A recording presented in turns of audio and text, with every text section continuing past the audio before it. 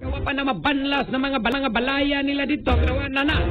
Away, lisod na kayo ng ingunanang agian sa imong balay, Brigada Cap, no? Sa tuwa sa lisod, ang Luluan. Grabe yun ang kabalayan. Gibanlas, umayo niya matay. Di na mabasta-basta ni nga tubiga, magahigala kung sa pagkititaw ni Bayin.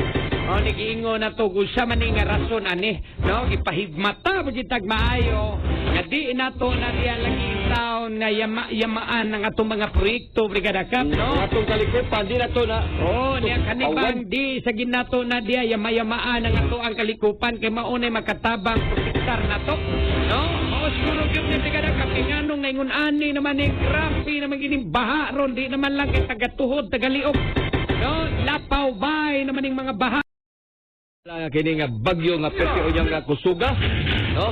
Doon naghapon tay gamay nga kahayag may gala nga makita. Pinagi ni nga to ang pagtanaw ato mga kinayahan, no? I hope dili ni mga guba sa bintaw ni nga to mga kinayahan nga nindot kayo, no? Kini atong mga tourist destination Brigada Lino nga maagian unya, no? Maagian unya atol sa kining pagsud gyud sa bagyo, no? Bagyo I hope nga dili ni mga guba intaw ni nga to ang mga kuan ni ato Treehouse has your favorite explorer. And it's a full-on fiesta with episodes every weekday. Are you ready to explore? In Dora the Explorer, weekdays at 11 on Treehouse.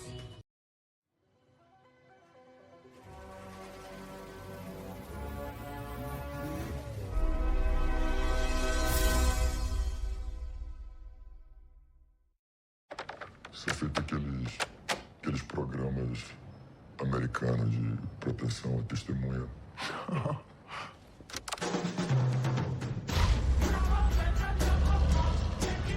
Aqui a gente faz mambembe, jeitinho brasileiro.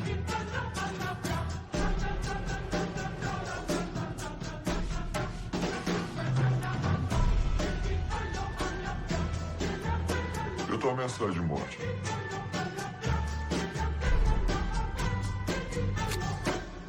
Eu não teria vindo aqui pedir sua ajuda se eu não achasse que era uma situação perigosa.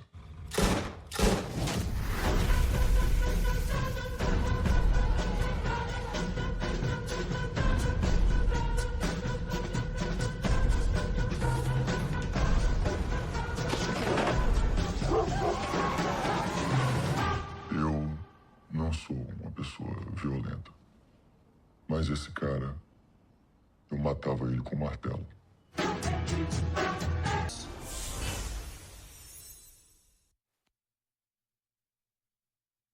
Ng hapon, halos wala nang maaninag sa EDSA Balintawak.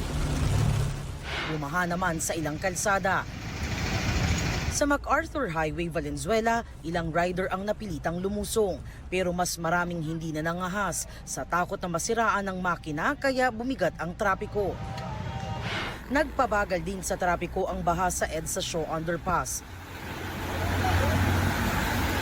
Dalawang motorsiklo naman ang nadula sa Ortigas Flyover northbound. Paalala ng mga otoridad, mag-ingat sa pagmamaneho ngayong maulan at madulas ang kalsada.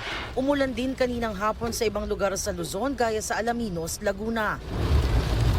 Sa Antipolo City, tigil ang trapiko sa Marigman Road. Dahil sa lampas tuhod na baha, hindi makadaan ang mga light vehicle. Kagabi naman naging maulan sa Aliosan, Cotabato.